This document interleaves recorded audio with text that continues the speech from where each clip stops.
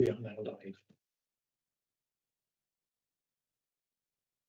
Thank you, and welcome to this evening's meeting of South Oxfordshire District Council's Cabinet.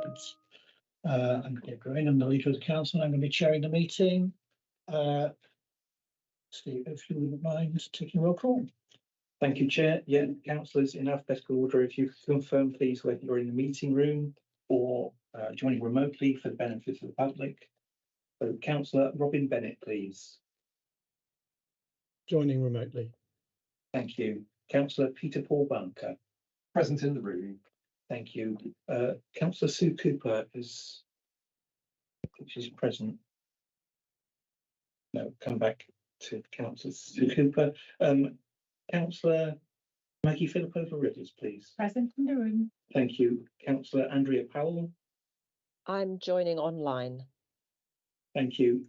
Councillor David Ruane. I'm present in the room. Councillor Anne-Marie Simpson. Present in the room. And Councillor Freddie Van Mierlo. Present in the room. Thank you very much. Here, starting says apologies for absence, but we've covered that. The minutes of the last meeting, has everyone read those? Is everyone happy that they're an accurate record? Happy. Yeah. Okay. Nods around the room, so yes. Next item is declarations of interest. If anyone, does anyone have any, in looking at the agenda, I doubt it very much whether anyone has any items to declare, but if you do, if it occurs to you later in the meeting, then say so at that time. Urgent business and chair's announcements. I don't have any urgent business. Chair, just to announce the emergency evacuation arrangements for those in the meeting room, which is turn right out of this room, out of the fire exit, and muster at the meeting points just outside.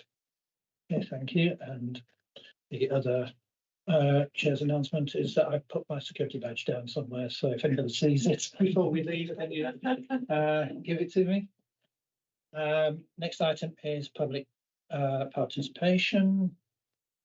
Thank you, Chair. We have one member of the public registered to speak today, and that's Mr. John Salmons, who wishes to ask a question under item 7. Mr. Salmons. Up to 3 minutes. Thank you, and good evening, Cabinet. So I have a question I'd like to direct to Councillor Powell, if I may, regarding one of the items mentioned in the Climate Action Plan Performance Report. My question is regarding item SD7 on page 75 of the pack, which of course relates to the Great Western Park depot scandal. Councillor Powell may recall I asked her a question about this at the council meeting back in March. I asked her what steps she would propose the council take to regain the trust of the Great Western Park community in light of this scandal.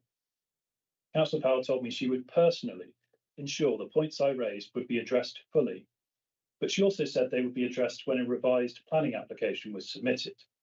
I'm not sure she appreciated at the time that these are mutually exclusive outcomes. Because the reality is, if this cabinet was listening to residents, if it was learning from the council's mistakes, and if it was leading instead of simply taking the flak for its officers' decisions, there wouldn't be another planning application for this scheme, this morally bankrupt act of environmental vandalism.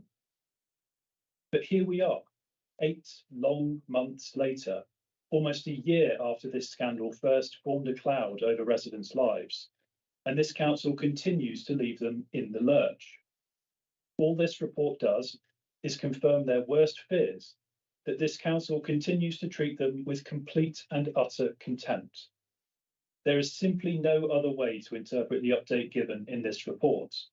Because if this council honestly thinks rebranding the depot as a parks nursery, tagging some EV chargers on in a blatant act of greenwashing, and then forcing it through with a public engagement exercise is going to somehow convince residents they must accept having this depot dumped on their doorsteps instead of the wildflower meadow they were promised when they purchased their homes, then this council has failed to address residents' concerns in the most spectacular way. There is only one way to properly address residents' concerns over this scandal, and that is for the council to abandon the scheme in its entirety, accepting it was wrong to try and shoehorn a large-scale industrial depot into a master-planned residential development after homes were sold on the promise the land would be public open space set aside for nature recovery. There is no other way out of this scandal for this council if it wants to retain any semblance of public trust and credibility. And so my question to Councillor Powell is, 8 months after she made her commitment, what steps has she taken and what steps will she take to properly address residents' concerns over this scandal? Thank you. Councillor Powell, recognise that you didn't have notice of this question. If you'd like to give a response now, or would you like to undertake to send a written reply? Thank you. Yes, I think the best option is to give Mr. Salmons a written reply because I'm not, I don't have the full detail of the steps at which this, at the stage at which this project is at the moment. I do know that it's a complex project that has undertaken much thought and activity, has been the subject of much thought and activity by officers, and we very much took on board the comments that he made when he came to council previously, which is probably why we are now 8 months further on, and we haven't yet submitted a second planning application. So I can assure Mr. Salmons that all due consideration is being taken, but I will commit to a written response after this meeting. Here. Go back to the agenda.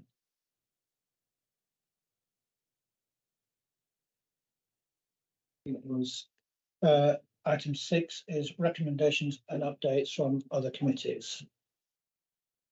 Steve, would you like to Thank you, what Chair. we've got and Thank you, Chair. Yes, so the paper circulated yesterday sets out some comments from the Joint Audit and Governance Committee and the Scrutiny Committee.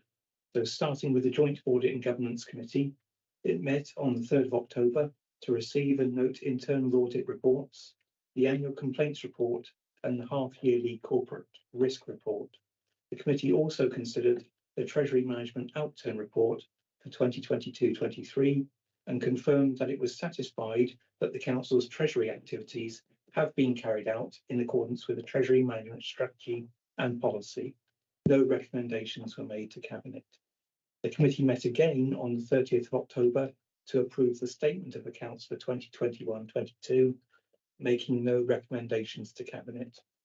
moving. That's for us to bear in mind when we come to that item on the agenda. Yes. Okay, thank you. Moving on to Scrutiny Committee, which met on Tuesday this week, 7th of November, to discuss an update on planning enforcement performance, the financial outturn report for 2022-23, and the annual report on consultations and engagement. The committee noted and welcomed the reports. No direct recommendations were made to the committee, but the committee made the following comments. Would you like me to read them through? I think if we just say under what heading it is, because I think we're going to have to, rather than give a response in this meeting, I think it's probably best that we write to Scrutiny Committee to say what our response is. There are 3 sets of recommendations, one on the financial outturn, one on planning enforcement, and the other on the annual report on consultations and engagement. And I think what I'm going to suggest is that portfolio holders with their heads of service draft something for each of those, and then we combine it into one letter which we can send to scrutiny committee. Because I don't think any of those items are things that we can deal with this evening. Does that seem reasonable to everyone? Yeah. Just good. So it'd be Councillor Barker, Councillor Simpson, and Councillor Powell. If you can take the lead on those items, and then we'll combine it into one letter to scrutiny. So I think it's important that we do answer, but that some of them need quite detailed answers. Okay. Agenda. Was there any other items from committees? It's just those two committees. No, wasn't it's just those two. Thank you. So go to item 7, which is the corporate performance report and climate action plan performance report for Q1, which is to the end of June. I understand the Q2 report is coming to us, did you say in December? I believe so. Yeah. Okay, so it's a bit of a catch up on this, and then we'll Q2 we'll be looking at something a little bit more live. But Andrea, Yeah. would you like to? Yeah, absolutely. I was going to make that same point, that obviously due to the vagaries of various sort of democratic meeting schedules, we're only now seeing the Q1 report for 23-24. In fact, I have already seen a draft version of the Q2 report, so it's well underway and will be with you in December. I think we're all very familiar with the report now. It provides us with huge amounts of information that we can all dig into and take away and discuss with our heads of service. Obviously, this is now quite retrospective. This is an activity report for the first 3 months of this financial year, but it's worth noting that there are, we're beginning to see some projects, some major projects and programs filtering through over multiple quarters, and it's an illustration of how complex many of the projects that we work on are, what their timeframes are, but also how much effort is being put into delivering them. So I'll draw your attention, for example, to the Rural England Prosperity Fund.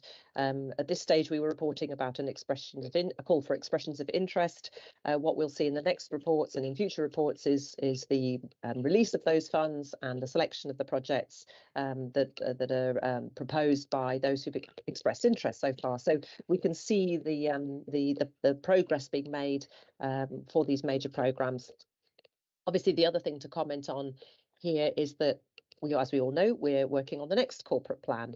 That we will aim to adopt by October of next year, and so I'm paying particular attention to the way that the current performance reports are being used and are being received, because I think we can do quite a bit of work to streamline the reporting in future and improve on some of the metrics that we use. So I think we've learned a lot over the last 3 years now that we've been operating this plan with this style of reporting, and we've had quite a bit of discussion already with officers and with members about how the performance reports can be made more interactive, more interesting, more engaging, more useful. And of course, they should also be taken alongside the data hub that's been set up by this administration to provide transparency of access to all sorts of statutory and other statistics that we publish, that we collect and publish on a regular basis. So we're getting better, but here it is for noting. If there's any particular comments on content, I suggest they're directed to heads of service through the cabinet member.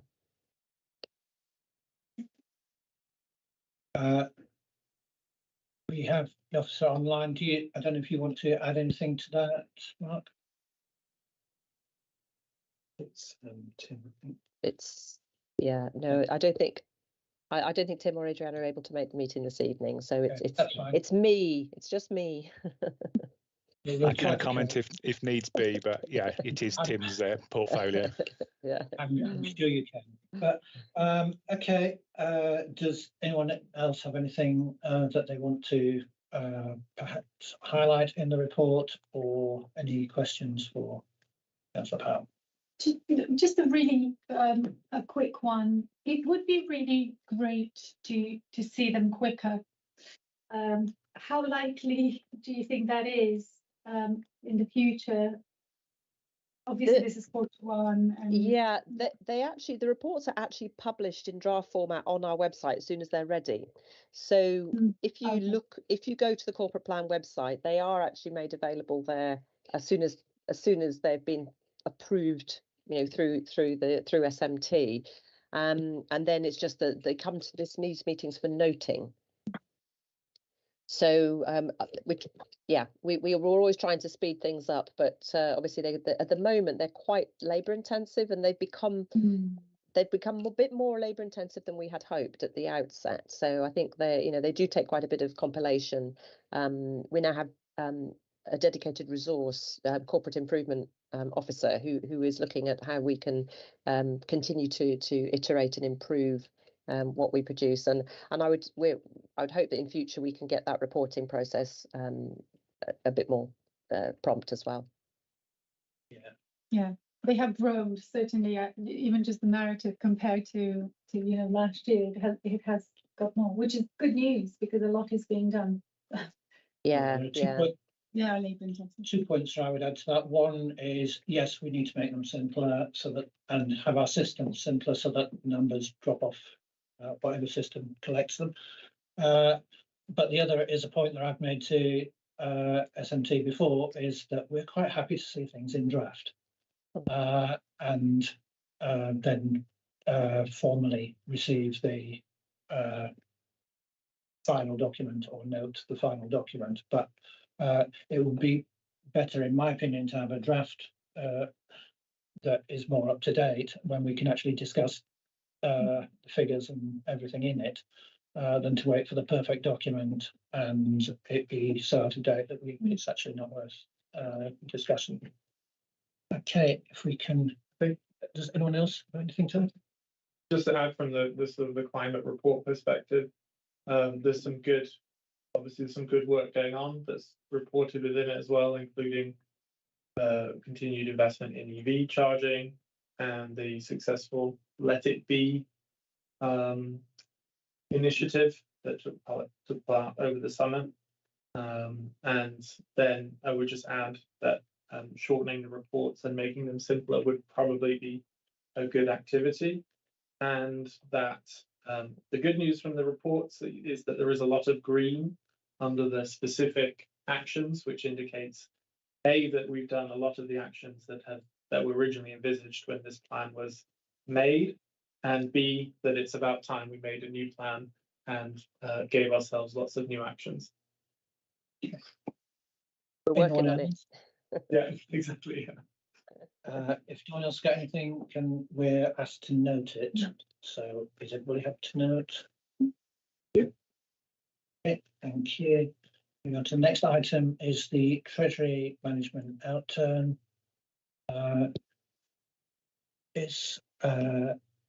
Peter Paul, do you want to introduce it first and then hand over to Simon, or? I'll certainly speak to it. Yes, I don't know if Simon wants to add anything, but we can. So this is backward-looking outturn report for the previous year, 22-23, and it's already been to Joint Audit and Governance, who noted the report's content. They were satisfied that the Treasury activities were carried out in accordance with strategy and policy. In terms of performance, which is summarised in the report, it shows that against the original budget 1.8, Treasury income council actually earned 3.8. And as we all know, that was due primarily to the rising interest rates, but I think we should recognise also due to good work by the team in managing Treasury. There's obviously a lot of detail in the paper around the different funds. There's the property fund, which generally is performing well. Was marginally below the benchmark for unit trusts last year. Unit trusts is a separate fund from the property one. Then there's the internally managed investments, which are benchmarked against SONIA index, sterling overnight index average, which is that's where most of the council treasury activity happens, and that's what all local councils benchmark against. So in general, recommendation is to note the outturn report and to recommend council to approve it. So it goes to council next. Just to check if there's anything else I'd like to call out. You'll notice on page 105 that there is now more detail around the impact of climate and ecological considerations, the way that ESG is factored in, environmental, social and governance factors. It's an ongoing debate amongst all councils as to how to balance, the traditional requirements of Treasury against factors such as ESG. And for that year that we're looking back at, that was still quite early days for us. We're doing more work on that now. But as it says in paragraph 25, the councils have no direct investments with companies engaged in environmentally harmful activities, and that is monitored. So with all of that said, I'd like to suggest that we recommend this to full council. Yeah. Simon, would you like to add anything to that? No, I've got nothing to add. Thank you. Okay. A number of us attended joint audit and governance where we heard this extensively discussed. Does anyone like to ask any questions or any issues you want to raise? If not, then I'll propose that we accept the recommendations. First of all, the Cabinet notes the outturn report and is satisfied with the treasury activities as carried out in accordance with treasury management strategy and policy. So are we happy to note that? Propose that? We will be really happy if I get a second there. Cool. Thank you. And everyone happy? Yeah. Yes. Okay. And recommendations to council. That council approve the treasury management outturn report and approve the actual 22-23 prudential indicators within the report. If I propose that we make that recommendation, would someone like to second that? Thank you. Is everybody happy that we make that recommendation? Yep. Thank you. That is that item. And now I'll move on to item 9, which is the budget monitoring, again for the first quarter. And the recommendation is that we note the contents. So, Councillor Barker, would you like to introduce? Thank you. Yeah, so this again is for the period April to June. Obviously very early in the year, Q1, and we'll be spending a lot more time looking at Q2 when we consider next year's budget. So just a quick few comments on this one. This year's budget was agreed in February, and the revenue budget, as it says in the report, was set at 18.5 million. We all note this is increased to 22.7 because of the carry forward of unspent one-off project budgets from 22-23, as well as grant funding, which it usually carries forward. So total 22.7 is what we are monitoring against. And currently, as it shows, the forecast is running an underspend of 2.1 million. However, when we take into account that 2.7 million is projected to be carried forward from this budget year to next budget year, effectively, therefore, this report is saying that there's a forecast overspend for the year of 600,000. Now, that obviously is very small beer in the context of the overall budget, and sits within the kind of contingency figures that we have. The other point to bear in mind is that, as we've just seen with the Treasury Management report, interest income again is likely to exceed the budget. So that's not yet taken into account here. And then just a quick comment on capital, that the capital budget, 24 million for the year, 3.6 million has been spent so far in the first quarter. And there is a capital budget review process underway. So, you know, it's at this point, there hasn't been a reforecast of that. But that will be done. That is happening, and therefore we will be looking at that kind of reforecast very soon for capital. And so at this stage, it's just for noting, and I recommend that we do so. Again, Simon, is there anything you would want to add to that? No, nothing, Chair, at this stage. Thank you. Does anyone have any questions or comments? Councillor Simpson. I think just really the comment with planning in 12, where it talks about the development income being below budget. I think that's very much related to the strategic sites not coming forward at the pace the developers said it would, or they would. So unfortunately, that's out of our hands as to when they decide to bring those forward.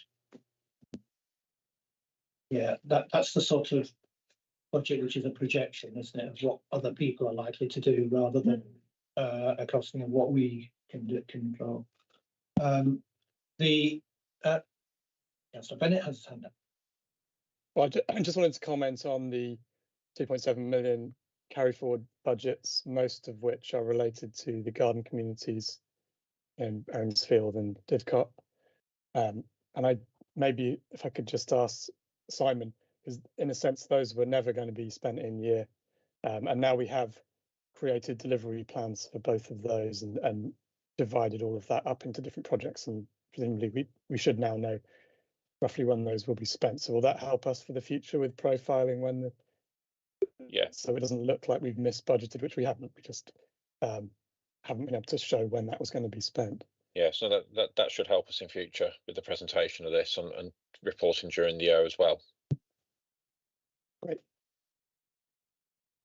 So I had a conversation with the chief executive about this, who slapped my wrist for trying to think of it in terms of how other businesses do their accounts, and remember that councils do it differently. And that we show all the income and all the expenditure and then carry forward the expenditure until we spend it, which is not how businesses would do it, but this is when we're in this sector, and this is how we do it. As a cynical old finance director, I would say that whenever you look at Q1 figures, yes, we're projecting an overspend, and people will tell you, it's just the nature of the beast, that budget holders will tell you if they think they're going to overspend. They'll tell you that as early as possible. But if they're going to underspend, they don't necessarily tell you that straight away, because they hope that they might pick up. So quite often Q1 shows overspends, but doesn't accommodate future underspends, which people will realise around about Q3 and a half. That they're actually not going to spend that money, and they'll be an underspend there. Reassuring nodding from Simon on that. No, that's how we all view budget holders. Councillor Powell. Yeah, thanks, and thanks, Simon, for the paper. I'm having very recently had the scrutiny discussion about the financial outturn for last year. It's quite interesting looking at this paper now in the light of the discussions we had on Monday night, and I can see, for example, we talked last year about the cost of using agency staff and temporary staff to fill vacancies, and what we're seeing now is that we are filling more of those vacancies. We've looked at, we've had a restructuring in the planning department that's helped us to address some of those resourcing issues that we were reporting last year that won't happen again this year, we hope. And then the comments that we made the other night about capital, and we know that you're undergoing that capital review. So I'm feeling there's lots of echoes from the discussion that we had on Monday night. Certainly nothing that jumps out as alarming from these numbers to me. And as we say, first quarter is always a bit, the least accurate, let's say, the one that we can probably, the one we don't want to panic about, basically. Thank you.